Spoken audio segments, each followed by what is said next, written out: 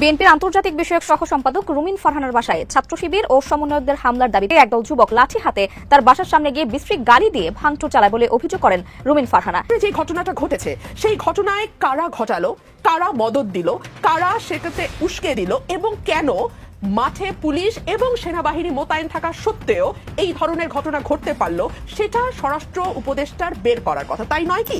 কাসেমের মৃত্যুর একদিনের মাথায় 15 ছাত্র জনতাকে আওয়ামী লীগ পিটাইয়া হাসপাতালে পাঠাই দিছে। কেন পাঠাই দিছে? ওইখানেও একটা মব জাস্টিস করতে গেছিল এই ছাত্র জনতা। কেন মব জাস্টিস করতে গেল? যে আওয়ামী লীগ কিন্তু মাঝে মাঝে গর্জন দিচ্ছে, এখন কিছু গর্জন ব্যক্তিগত কারণে দিচ্ছে। আপনি কারো বাড়িতে হামলা করবেন, তো সে যদি আপনারে মারে তখন আপনি বলবেন যে আওয়ামী লীগ আমার পিটাইছে, কিন্তু আপনি তার বাড়িতে কেন গেলেন? লন্ডনে সাংবাদিক সম্মেলনে তারা দাবি করেছে যে ডক্টর ইউনূসের নোবেল প্রাইজ বাতিলের দাবি, এবং এটা নিয়ে তারা একটা পিটিশন তৈরি করেছে। কি কারণে তারা ডক্টর ইউনূসের নোবেল প্রাইজ বাতিল চায়? শান্তিতে নোবেল কেড়ে নেওয়া হচ্ছে ডক্টর মোহাম্মদ ইউনূসের কাছ থেকে। সম্প্রতি দাঙ্গা সৃষ্টি ও সংবিধান লঙ্ঘনের দায়ে ডক্টর ইউনূসের উপর পদক্ষেপ গ্রহণ করছেন যুক্তরাষ্ট্র, যার প্রভাব পড়ছে ডক্টর ইউনূসের নোবেলের উপর। এছাড়া দেশের চলমান পরিস্থিতি অল্প দিনে নিয়ন্ত্রণে না আসলে দ্রুতই সেনা শাসন জারি করা হবে বলে জানিয়েছেন সেনাপ্রধান ওয়াকারুজ্জামান। আমাদের আইন উপদেষ্টা অধ্যাপক আসিফ নজরুল যে বললেন অক্টোবরের মধ্যে ৩-৪টি মামলার রায় পাওয়া যাবে আন্তর্জাতিক অপরাধ আদালত থেকে। ডিসেম্বরের নির্বাচনের সঙ্গে এই মামলাগুলোর রায়ের কি সম্পর্ক, এবং ডিসেম্বরের মধ্যে নির্বাচনের যে সম্ভাবনার কথা বারবার সরকারের পক্ষ থেকে বলা হচ্ছে, সেটির পিছনে আসলে ছকগুলো কি? বিএনপি কি সেই ছকে আবারও পা দিতে যাচ্ছে, মানে ফাঁদে পা দিতে যাচ্ছে? দুইজন উপদেষ্টাকে তিনি দ্রুত তাদেরকে বরখাস্ত করতে বলেছে। একজন হচ্ছেন সৈয়দা রেজওয়ানা হাসান এবং আদিলুর রহমান খান, এই দুজনকে বলেছেন। শেষ পর্যন্ত কি বাংলাদেশ আওয়ামী লীগকে নিষিদ্ধ করা হচ্ছে, তেমন পথেই কি সরকার এগোচ্ছে? গত রাতে আবারও উত্তাল হতে দেখেছি আমরা আওয়ামী লীগকে নিষিদ্ধ করার দাবিতে। ওদিকে জাতিসংঘ থেকে নতুন একটা বার্তা এসেছে। শেখ হাসিনা এই বাংলাদেশে আর কখনো ফিরবে না, এবং তিনি যে ফিরবে না এটার আমি 5টা কারণ দেখাবো, যেই 5টা কারণে তিনি চাইলেও আর এই বাংলাদেশে তিনি কিন্তু আসতে পারবে না। এখন আওয়ামী লীগের যারা নেতাকর্মী বা কর্মী যারা আছেন তারা হয়তো একটু মন খারাপ করতে পারেন আমার এই ভিডিওটি দেখে। আমি তাদের উদ্দেশ্যে একটা কথা বলবো যে শেখ হাসিনা ফিরবে না, কিন্তু সুপ্রিয় দর্শক মন্ডলী, আসসালামু আলাইকুম রহমতুল্লাহ। আশা করি সবাই ভালো এবং সুস্থ আছেন। স্বাগতম জানাচ্ছি আমাদের আরেকটি নতুন ভিডিওতে। সুপ্রিয় দর্শক মন্ডলী, ভিডিওর থাম্বনেল টাইটেল ও ভিডিওর কিছু অংশ বিশেষ দেখে আপনারা ইতিমধ্যে বুঝতে পারছেন যে আজকের ভিডিওটি কতটা গুরুত্বপূর্ণ। সুপ্রিয় দর্শক মন্ডলী, সেই অংশ বিশেষগুলোর বিস্তারিত আলোচনা দেখলে আপনারা আরও বেশি রীতিমতো অবাক হতে বাধ্য হবেন। সুপ্রিয় দর্শক মন্ডলী, আসুন আমরা কথা না বাড়িয়ে সেই সম্পূর্ণ বিস্তারিত আলোচনাটা দেখে আসি। তার আগে আপনাদের প্রতি ছোট্ট একটা রিকোয়েস্ট, যারা আমার চ্যানেলের নতুন চ্যানেলটি সাবস্ক্রাইব করে লাইক কমেন্ট শেয়ার করে সাথে থাকুন। আসুন আমরা সেই বিস্তারিত আলোচনা। এবং বাক স্বাধীনতার হত্যার দায়ে শান্তিতে নোবেল কেড়ে নেওয়া হচ্ছে ডক্টর মোহাম্মদ ইউনূসের কাছ থেকে। সংবিধান লঙ্ঘনের দায়ে ডক্টর ইউনূসের উপর পদক্ষেপ গ্রহণ করছেন যুক্তরাষ্ট্র। ভারত বাংলাদেশ জাতীয় পতাকা অবমাননা চরম পর্যায়ে পৌঁছে গেছে, যার প্রভাব পড়ছে ডক্টর ইউনূসের নোবেলের উপর। এছাড়া দেশের চলমান পরিস্থিতি অল্প দিনে নিয়ন্ত্রণে না আসলে দ্রুতই সেনা শাসন জারি করা হবে বলে জানিয়েছেন সেনাপ্রধান ওয়াকারুজ্জামান। প্রিয় দর্শক, বিস্তারিত জানুন পুরো ভিডিওতে। গতকাল আমরা দেখলাম একটি গ্রুপ লন্ডনে সাংবাদিক সম্মেলনে তারা দাবি করেছে যে ডক্টর ইউনূসের নোবেল প্রাইজ বাতিলের দাবি, এবং এটা নিয়ে তারা একটা পিটিশন তৈরি করেছে এবং সাংবাদিক সম্মেলনে বলেছে যে কি কারণে তারা পিটিশনটা দিতে চাচ্ছে নোবেল কমিটির কাছে, কি কারণে তারা ডক্টর ইউনূসের নোবেল প্রাইজ বাতিল চায়। তো তারা যেসব পয়েন্ট বলছে সেগুলো হলো, কারণ হচ্ছে তারা কারণ দেখিয়েছে 5 আগস্টের পর 3000 পুলিশকে হত্যা করা হয়। যদিও এই যে 5 আগস্টের পর কিন্তু আসলে ইউনূস সাহেব ক্ষমতায় বসছেন 8 তারিখ, সুতরাং 5 তারিখ থেকে 8 তারিখের মধ্যে যেগুলো হয়েছে এগুলো দায় তো তার না, কিন্তু তারা সেটা উল্লেখ করেনি। 2 নম্বর হচ্ছে ইন্ডিমিনিটি করে যে হত্যাকারীদের রক্ষা করা হয়েছে, সেই জন্য তারা এই প্রাইজ বাতিলের দাবি করছে। তারপরে আরেকটা পয়েন্ট হলো আওয়ামী লীগ নেতাকর্মী হত্যা, আগুন, লুটপাট, ভাঙচুর, এইগুলোর একটা কারণ নেই। তারপরে তারা বলছেন সংখ্যালঘু নির্যাতন হচ্ছে। তারপরে 32 নম্বর ভেঙে দেওয়া, সারা দেশে আওয়ামী লীগ নেতাকর্মীদের বাড়ি ভেঙে জ্বালিয়ে দেওয়া, সন্ত্রাস তৈরি করা। আরেকটা হলো জঙ্গিবাদ এবং সন্ত্রাসীদের প্রশ্রয় দেওয়া। তারপর তারা বলছেন আইএস এর উত্থান হচ্ছে বাংলাদেশে, তাদের তৎপরতা বেড়েছে এবং বাংলাদেশ সন্ত্রাসী রাষ্ট্র হিসাবে প্রতিষ্ঠিত হচ্ছে।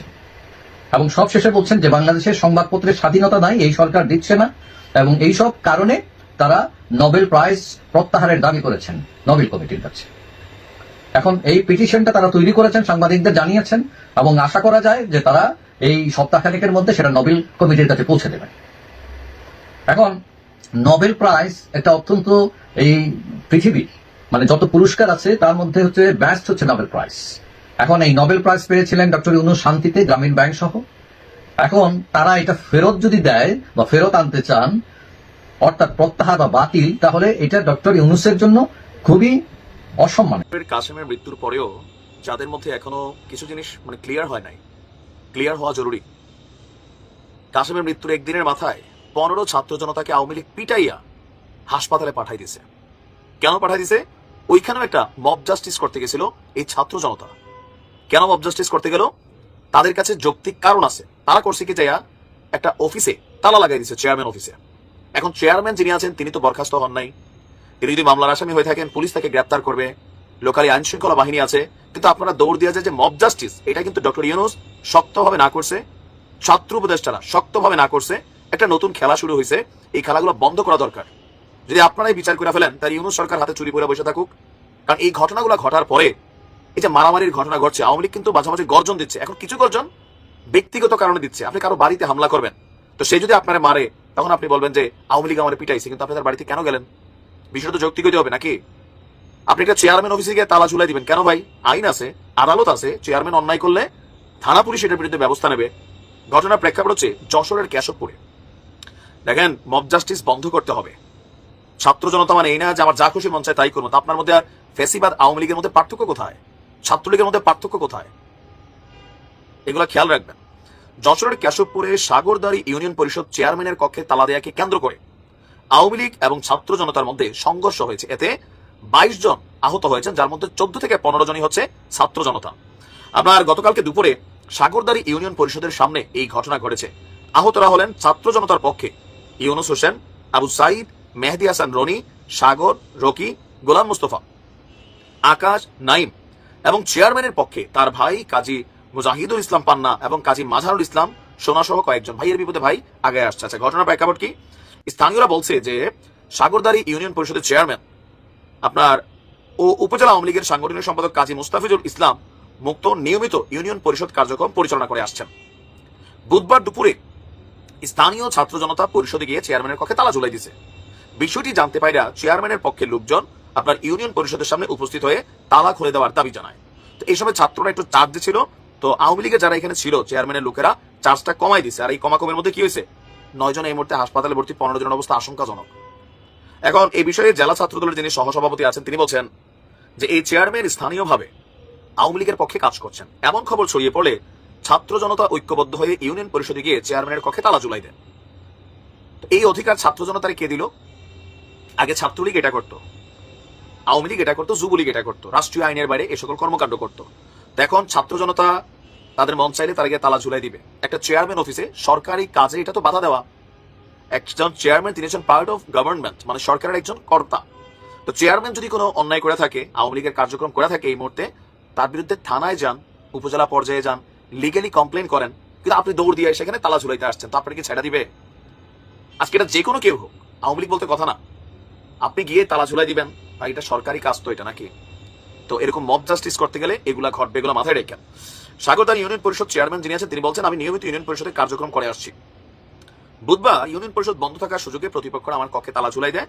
এই সময় এলাকার সাধারণ জনতা তালা খুলে দেওয়ার দাবিতে ইউনিয়ন পরিষদের সামনে জড়ো হলে